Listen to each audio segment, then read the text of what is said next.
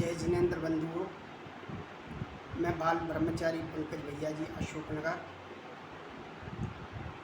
मैं आपके सामने सकल दिगंबर जैन समाज भारतवर्ष एवं विशेष सकल दिगंबर जैन समाज अशोकनगर गुना से निवेदन करना चाहता हूँ। अभी अभी मुझे जानकारी मिली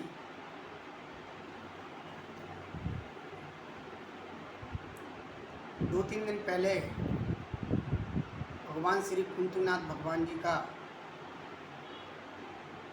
3 कल्याणक पड़े थे। उस दिन एक सोची समझी साजिश के तहत एक साथ, जो कि मेरे साथ पहले से मेरे परिवार और मेरे लिए परेशान किया जा रहा है। परेशान क्या किया जा रहा है? पूरे परिवार को जान से मारने की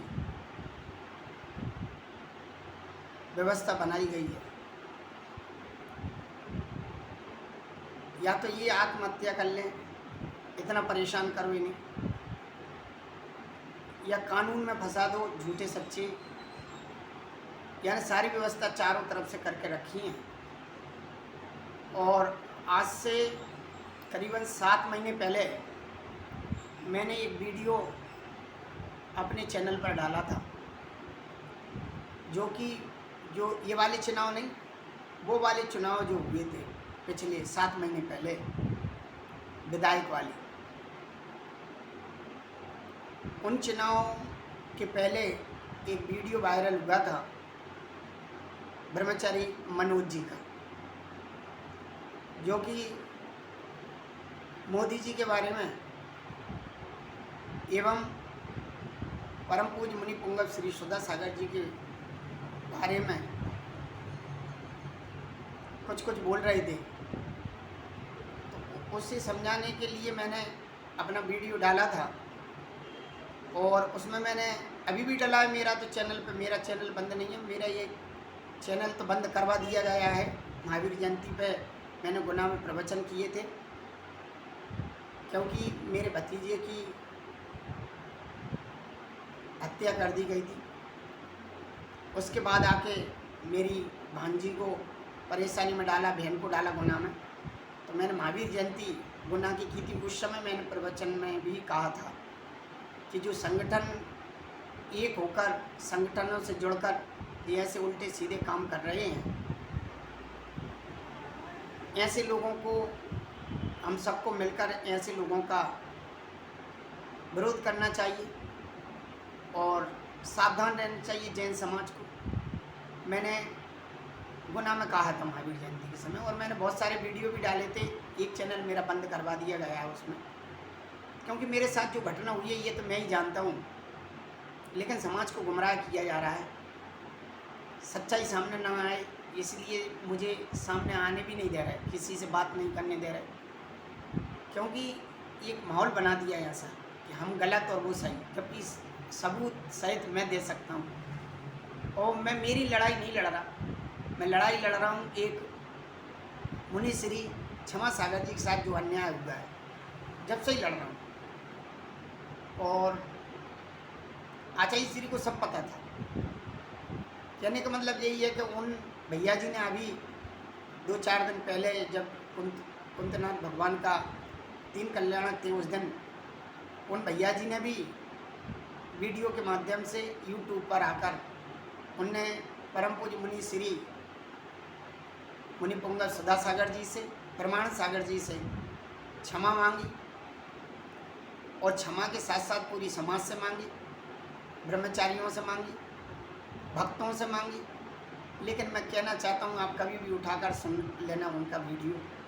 क्षमा के साथ साथ उन्होंने हम लोगों को धमकी भी दी है। ये कैसी क्षमा मुझे समझ में नहीं आती कि एक तरफ तो आप धमकी दे रहे हो, क्षमा भी मांग रहे हो, और दूसरी ओर कह रहे हो कि सावधान रहना, हम देख लेंगे। भैया क्या देख लोगे? देख लिया जो कुछ देखना थी आपको। आज पूरा मेरा परिवार आपकी गिरफ्त में है। आपकी जो टीम है, बहुत बड़ी टीम है आपकी, नगर नगर में, डगर डगर में किसको क्या करना है और बड़े कहते हो आपकी हम शाकाहार का प्रचार कर रहे हैं। शाकाहार का नाम है बचने के लिए, आचार्य श्री का नाम लेते हो मात्र अपना उल्टा सीधा करने के लिए, मीठा बोलते हो। मैंने पहले भी वीडियो में कहा था। और तुम्हारी सोच, तुम्हारे विचार, तुम्हारी जो टीम है बहुत खतरनाक है और आगे चल के बहुत खतरनाक होने वाली है यदि अभी भी नहीं रोका गया। सच्चाई सामने आना चाहिए। मैं पूरी समाज के सामने मुझे बिठाला जाए तो मैं सबूत सहित इनकी सच्चाई बता सकता हूँ कि ये लोग क्या कर रहे हैं। इसलिए मैं कहना चाहता हूँ, मुझे धमकी दी गई है कि जिन्होंने वीडियो लेकर गए और पत्र लेकर गए और ऐसा किया वैसा किया। पत्र का तो मुझे जानकारी नहीं है, लेकिन इतना जरूर कहूँगा, मैंने वीडियो डाला था तो मैंने कहा था मोदी जी के लिए कि आप मोदी जी के बारे में गलत बोल रहे हैं, ऐसा नहीं बोलना चाहिए आपको, वो हमारे देश के प्रधानमंत्री हैं। दूसरे मैंने सुधा सागर जी के बारे में बोला था कि आप ये जो बोल रहे हो आचार्य पद और फलाना, ये आपको पहले से कैसे पता था कि आचार्य श्री का कुछ होने वाला है और आचार्य पद बटेगा। यानी ये आपकी सोची समझी साजिश है और आपने आचार्य महाराज को भी परेशानी में डाला है और सुधा सागर जी को तो डाला ही है आपने, सरेआम दिख रहा है आपने बोलकर। और आपके चैनल पर ही सब कुछ था, आपने मन से बंद किए वो तीनों। क्यों? क्योंकि आपके चैनल पर ही था। आपने पूरे ब्रह्मचारियों के लिए अनाप शनाप बोले थे, आचार्य श्री का स्वास्थ्य ठीक नहीं था तब कि इनको वहाँ से भगा दो, विनय भैया जी को और लोगों को, और कर्नाटक के रखो। कर्नाटक के लोगों को सरल है तो उनको बेवकूफ़ बनाने में आप बहुत माहिर हैं, आपकी पूरी टीम, चाहे वो ब्रह्मचारी हो चाहे कोई भी हो। और दूसरे आपने कहा है कि देख लेंगे, तो अब इतने तो आपने पूरी व्यवस्था मेरे परिवार को मारने की बना दी। 4 बेगुनाहों को तो तुमने मरवा ही दिया। सबूत है मेरे पास, मैं अकेले ऐसे नहीं बोल रहा। यदि समाज बैठे तो मैं बताऊं, यदि हमारे लिए जैन धर्म को बचाना है तो ऐसे लोगों को सामने लाना पड़ेगा। अकेले ऐसा नहीं कि झूठा सच्चा किसी को भी आज अच्छा सबसे अच्छा तरीका निकल गया, किसी सच्चे मुनिराज को या किसी ब्रह्मचारी सच्चाई पे चलने वालों को यदि सत्य ना बोलने देना हो, उसका मुंह बंद करना हो, तो उसके चारित्र पर इल्ज़ाम लगा दो। मेरे तो पूरे परिवार को चारित्रहीन बना दिया और आस पड़ोस में भी और समाज में भी माहौल बना दिया कि हम गलत हैं। इसकी जांच होना चाहिए, सीबीआई जांच होना चाहिए। 4 हत्याएं हो चुकी हैं इन 5 सालों में। क्षमा सागर जी थे तब तक कुछ नहीं हुआ था। यदि कोई बात थी तो क्षमा सागर जी के सामने करते, या वो थे उनके सामने करते, या 20 साल पुरानी मैंने जो बात रखी थी समाज में और आचार्य श्री विद्यासागर जी को पत्र सहित मैंने ईमानदारी से महाराज जी की बात रखी की थी, आचार्य श्री के सामने बात पहुंचाए थे, जब सबूत सहित लेकर गया था। कई भक्तों को भी पता है। तो आप जो धमकी दे रहे हो उससे मुझे डर है और आपकी जो टीम है वो कभी भी मुझे हानि पहुंचा सकती है। इसलिए मैं वीडियो के माध्यम से यहाँ से ही अशोकनगर में उसी दिन उसी समय, थोड़ा बहुत अंतर होगा, उसी दिन सैलन भैया से भी कहलवाया कि ये मुनिराज के परिवार के हैं, ये भगवान के माता पिता बने और पंकज भैया तो मुनि बनेंगे। और सुधा सागर जी का भी नाम घसीट दिया उसमें तुमने, सैलन भैया कि सुधा सागर जी कहते हैं कि पैसे वालों के, धनवान लोगों के पास धन रहना चाहिए। भैया धनवान लोगों के पास मेहनत का रहना चाहिए, ना कि किसी ब्रह्मचारी के परिवार की जान लेकर या झूठा लिखवा कर धोखाधड़ी से, और जायदाद जो ये हमारी पुरानी जायदादें हैं उन्हें धोखाधड़ी से अपने नाम से करके। और मैं बोलने लगा तो कह रहे हैं कि हम तो ऐसा कर रहे थे। मतलब कि बड़ा आदमी चना खाए तो शौक से खा रहा है और गरीब आदमी खाए तो भूखों मर रहा है।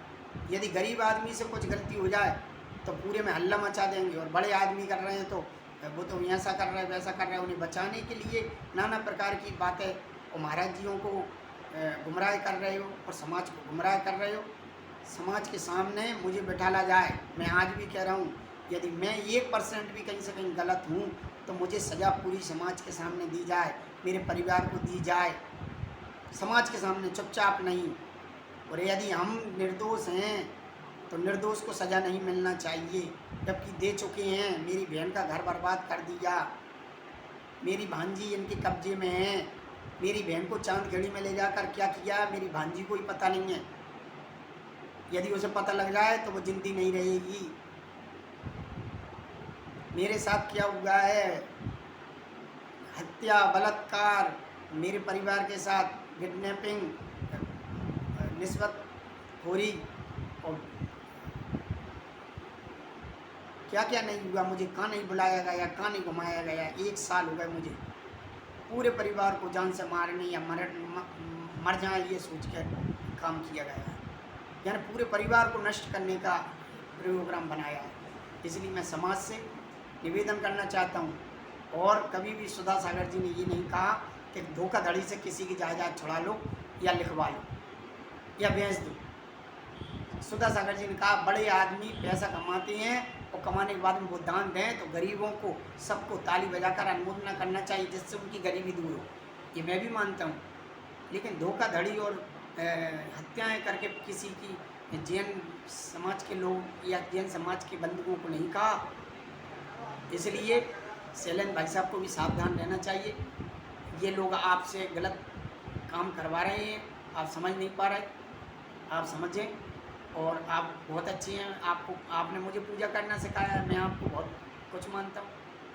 लेकिन आपको जो अभी इन लोगों ने धोखाधड़ी से अपनी ओर खींच लिया, ये एक बहुत गलत है। आपके परिवार के साथ गलत हुआ है, आप खुद देख, आप उनका ही साथ दे रहे हो जिनने आपके परिवार के साथ गलत किया। मैं तो अपने रिश्तेदार परिवार जो भी इनके साथ में हैं इनने गलत किया है, मैं तो सब कुछ उनके सामने रख कर और उनको सज़ा मिलना चाहिए जिनने गलत किया। मेरे पास लिखित में भी है, अकेले बक नहीं रहा।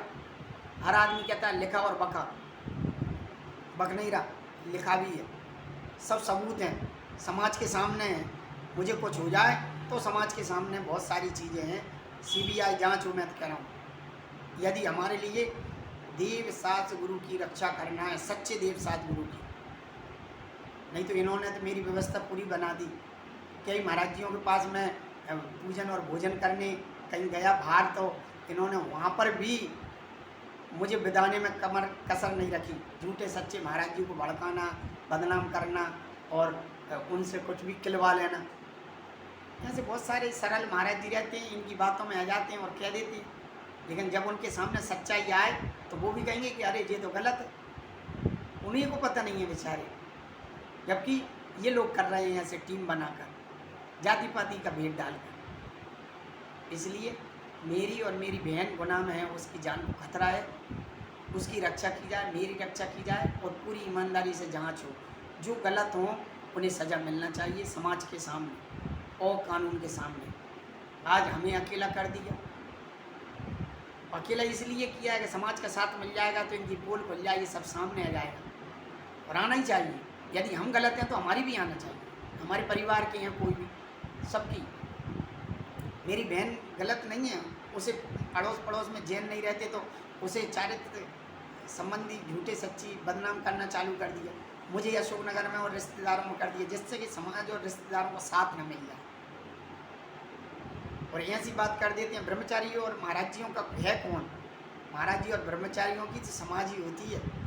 यदि समाज से ही हाथ हटवा दिया तो हमारे लिए तो क्या होगा? हम तो धर्म के लिए लड़ रहे हैं, नहीं तो हमने तो ऐसी ऐसी बातें सुनी कि ना जाने कब क्या हो जाता। लेकिन हमें धर्म की रक्षा करना है, इसलिए हमें जीवित भी रहना है और लड़ना है। किसके लिए लड़ना है? धर्म के लिए लड़ना है, बस। सब सामने आना चाहिए। मैं भी महाराज जी से, सुधा सागर जी से, और मैं वीडियो पे सारी बातें नहीं बता सकता। बहुत सारी चीज़ें हैं जो कि हमारे साधुओं के साथ अन्याय हुआ है। सुधा सागर जी के साथ भी अकेली यही बात नहीं है, और भी कई बातें थी जो कि मैंने पीछे होकर बहुत रक्षा करने के भाव से की है।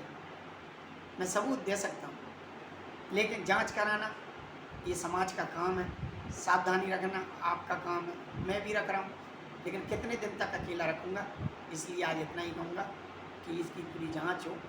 और भैया जी ने धमकी दी है तो ये कैसी चमक कि कल को कुछ भी कर सकते हैं मेरे साथ। कोई भी इल्ज़ाम लगा के कुछ भी करके कर सकते हैं। इनकी लंबी चौड़ी टीम है, चलते हैं। जय जिनेंद्र। और उस दिन भी इन्होंने मुझे बनियान जली के रोज़ मिले थे, ये दिखे थे डोंगरगढ़ में, लेकिन देखकर मुझे गायब हो गए और दिन भर नहीं दिखे। दूसरे दिन इन्होंने उसी मंच पर विनयांजलि के सभा समाप्त होने के बाद दूसरे दिन संजीव कटंगी को बिठाकर प्रवचन किए थे, करवाए थे और इन्होंने वीडियो डाला था इनकी चैनल पर। ये सब मिले हुए हैं। इतना ही कहूँगा कि बैठकर पूरी बात सामने आना चाहिए। जय जिनेंद्र।